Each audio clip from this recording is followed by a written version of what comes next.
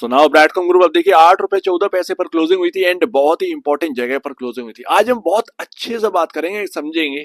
कल हमारे सामने बहुत इंपॉर्टेंट डे है, संडे। मजे नहीं करना है, सोना नहीं है, यहाँ पर Q4 के नंबर आने हैं बॉस, उनको देखना है। लेकिन ना अभी आपके सामने खबर चल रही होगी, कहीं ना कहीं से आपको पता चल रहा होगा कि बीजेड से ये हट गया।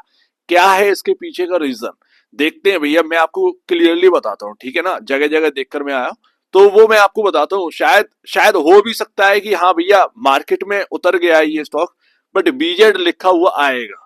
शायद कुछ स्टॉक ऐसे भी ट्रेड करते थे पहले, तो क्या वैसा ही हुआ है? अगर वैसे ही हुआ हो तो ट्यूसडे को भी अपने को देखने को मिलेगा ये स्टॉक। लेकिन अपडेट आ जाने चाहिए था। शायद आज शाम को कोई अपडेट आ रहा हो तो उसके अंदर तो जरूर लिख कर आएगा अगर कुछ ऐसा हुआ है, बट कंफ्यूजन बहुत है। तो वही ना, 3 महीने की खुशी, 3 महीने में सब कुछ काया पलट हो गया। एंड ये रहा आपके सामने 8 रुपए 14 पैसे से सीधा एक टाइम पर 200 रुपए गया, 2 बार बोनस, उसके बाद 120 का हाई लगा। हाई का मतलब एडजस्टमेंट वाला। उसके बाद हमें धड़म धड़म धड़म धड़म एकदम जो है हेड शॉट पड़ गया। रिवाइव चाहिए है भैया, कोई दे दो रिवाइव आकर। अब रिवाइव मिलेगा या नहीं मिलेगा ये देखने वाली बात है। फनी सीन है बट है। अब आप सोच रहे होंगे इतने फनी टाइप से काय बोल रहा है, तो क्योंकि ना कल अपनी टेंशन हाई रहने वाली है, थोड़ा सा प्रेशर कम करता है। बीएससी एनएससी पर स्क्रीनर पर दिखा रहा है एनएससी और बीएससी। ओ सॉरी ये उल्टा बोल गया। स्क्रीनर पर ना दिखा रहा है एनएससी और बीएससी। यहाँ पर बीजेड कैटेगरी लिख के आने चाहिए थी, वो एनएससी और बीएससी दिखा रहा है। बट ईक्यू भी लिख के आना चाहिए था। अगर इक्विटी का था तो ईक्यू लिख के आना चाहिए था। पता नहीं मोस्टली आते हैं या नहीं आते हैं, बट यहाँ पर ना बीजेड होना चाहिए था। कुल मिलाकर सेगमेंट यहाँ पर लिखकर आता है, वो सेगमेंट लिखकर नहीं आ रहा है स्क्रीनर पर। बट जब मैं बीएससी पर जाता हूँ तो यहाँ पर सेटलमेंट टाइप या ग्रुप यहाँ पर जो है ना जेड कैटेगरी हमें देखने को मिलती है। तो इधर तो कुछ भी चेंज नहीं हुआ है, बदलाव नहीं हुआ है। अपडेट भी, वीकली अपडेट भी अभी नहीं आया है। एंड एनएससी पर trading segment normal market. Normal market में अपने को देखने को मिला है, नॉर्मल मार्केट नहीं, नॉर्मल मार्केट। तो ये अपने को देखने को मिल रहा है।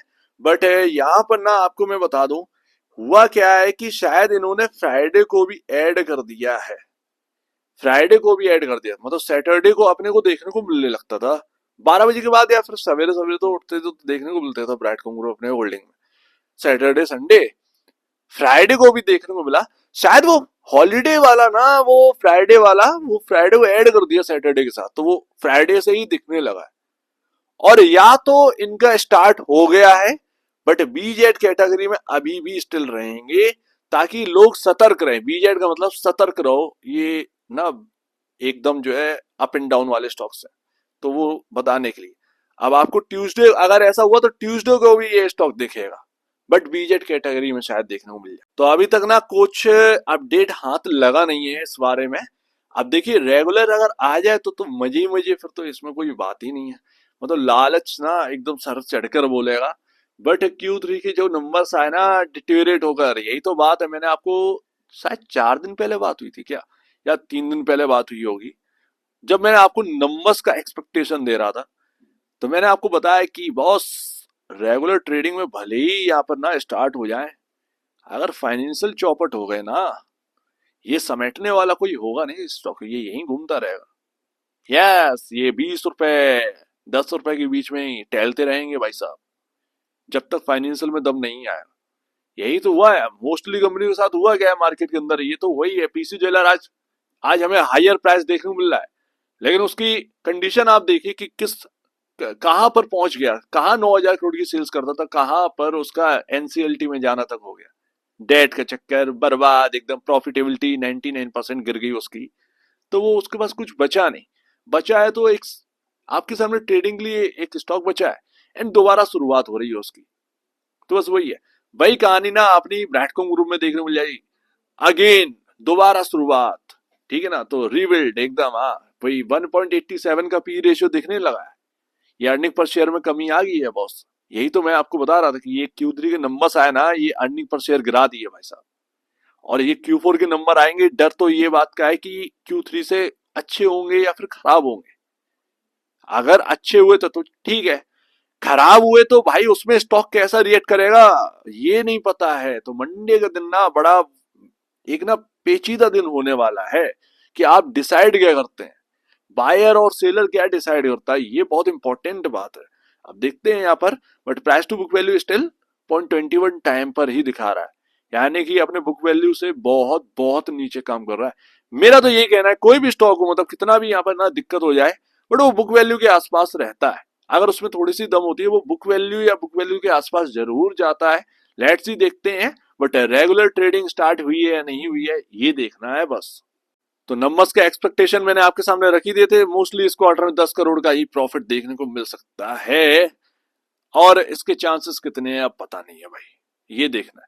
अगर बहुत अच्छे वापस से यहाँ पर वापसी हो चुकी है इसकी ब्राइटकॉम ग्रुप की, तो वो फाइनेंशियल सडनली यहाँ पर जो है ना आपको रिकॉर्ड तोड़ते नजर आएंगे दोबारा। ऐसे में तो भैया भाव तो चलना चाहिए, और ऐसे में अगर मौके पे रेगुलर ट्रेडिंग भी अगर स्टार्ट हो गई है तो फिर क्या कहने। तो मतलब दोनों हाथों से मतलब उठा रहे हैं, मतलब क्या कहते हैं, खजूर उठा रहे हैं, ठीक है ना। तो वो है। अब यहाँ पर मैं बहुत बहुत इंटरेस्टिंग चीज देख रहा हूं जो कि मुझे दिख रहा है, एंड अगर ये अपना Q4 अच्छा निकल गया वाकई में, इसीलिए तो ना मतलब थोड़ा सा टेंशन दूर रख के कर रहे हैं, क्योंकि ये ऐसी जगह पर आ चुका है कि क्या बोले। अब वही चीज वही पुरानी यहां पैटर्न बन रहा था, ये फेल हो गया क्योंकि हमारे पास कुछ था नहीं कि हायर साइड जाए। अब जो है वो ना शेयर होल्डिंग पैटर्न आ गया, वहां से कोई टेंशन है नहीं। ये क्वार्टरली नंबर हो जाए, Q1 और Q2 के नंबर और चाहिए बॉस, वो और आने हैं। तो मेरे ख्याल से कंप्लायंसेस तो पूरे हो गए NSE BSE के। उसके बाद तो अपने को रेगुलर रेगुलर ट्रेडिंग में रखना चाहिए भैया। मुश्किल से एक दिन दो दिन लगता है यार, इतना बड़ा फाइल थोड़ी होती है रिव्यू करते फिर रहे हैं, ठीक है ना। और वो पैसे जमा करो बस हो गया काम। तो इधर एक बार फेल हो चुका है। ये जो बन रहा है ना भाई, यहाँ से अगर मंडे के दिन अगर बाइंग स्टार्ट हो गई तो ये कुछ इस तरीके से मुझे देखने को मिल सकता है, अपने को देखने को मिल सकता है। और अगर ऐसा वास्तव में हो गया तो फिर क्या कहने। अगर ये ऐसा स्पाइक आया 12 रुपए तक, सिर्फ और सिर्फ मैं बता रहा हूँ 12 रुपए तक, अगर 12 रुपए तक स्पाइक आ गया तो क्या होगा इसके अंदर। वही पुरानी घिसी पिटी 3 साल की अड़चन भैया। ये ना आपके सामने और हमारे सामने ये जो मूविंग एवरेज बड़ा परेशान कर रहे थे एक लंबे टाइम से, वो मूविंग एवरेज निकल जाएंगे दो। दो नहीं निकलेंगे, 12 रुपए पहुंचने पर भी दो नहीं निकलेंगे, बट 50 DMI इसके ऊपर निकलना हो जाएगा। ये आपका कहां पर है, ये है भैया आपका 10 रुपए और 9 रुपए के बीच में। अब यही तो सबसे बड़ी बात है। अपने आज सबसे बड़ा जो टास्क है ब्रैडकॉम ग्रुप के जो चार्ट पैटर्न में दिखता है, वो है इन मूविंग एवरेज को क्रॉस करना। मतलब ये ना ऐसे बैठे हुए हैं कि तुम बस निकलने की कोशिश करो, मैं बजय बनकर आऊंगा। ये चीज है यहाँ पर, मैं बजय बनकर आऊंगा। तो ये मूविंग एवरेज ना सर दर्द है पूरे ब्रैडकॉम ग्रुप के शेयर होल्डर्स का। ये चीज बड़ा दर्दनाक रही है 3 साल में। ये मूविंग एवरेज को क्रॉस करना मतलब है मिठाई बांटने के बराबर है। और जिस दिन ये क्रॉस हो जाए ना, मतलब गरीबों में मिठाई बांट दो, ये वाला खेल है। कसम से बता रहे, ये जब से कवर कर रहे हैं हम लोग, जब से देख रहे हैं, मूविंग एवरेज ने तो ऐसे मतलब परेशान कर रखा है कि क्या कहने। तो ये जिस दिन निकले ना समझ लीजिए तरक्की हाथ में आ गई, लेकिन जब तक ये ना निकले तब तक अपने को पॉजिटिव मत होना, ये चीज तो है। सो उम्मीद है काफी कुछ आपको समझ में आया होगा। थोड़ा सा शांत रहिए, आराम से रहिए, क्योंकि ना क्लोज आज भी मार्केट है, कल भी मार्केट है, टेंशन नहीं लेनी है। कुछ लोग सोच रहे होंगे कि ब्रैडकॉम ग्रुप का कैसा रिजल्ट आएगा, मेरे ख्याल से कुछ ठीक ही आना चाहिए, बट फिर भी सोचना इतना है नहीं, क्योंकि अपने हाथ में कुछ है नहीं। मार्केट बंद है, घिसी पिटी स्टोरी चल रही है, उसमें कुछ यहाँ पर जो ना क्लाइमेक्स अच्छा निकल गया तो अच्छी बात है, अदरवाइज घिसी पिटी स्टोरी है, वो पिक्चर फ्लॉप हो गई। सिंपल सी बात है, बस यही है। लेट्स सी थिएटर में कैसे उतरती है। सो उम्मीद है काफी कुछ आपको समझ में आया होगा। एक बार निवेश से पहले या बेचने से पहले अपने ब्रोकर एडवाइस से जरूर सलाह लीजिए। खुद की स्टडी करिए, उससे बेहतर कुछ भी नहीं। खुद की स्टडी मस्ट है, तो आप दीजिए मुझे अपडेट देखने के लिए बहुत धन्यवाद दोस्तों।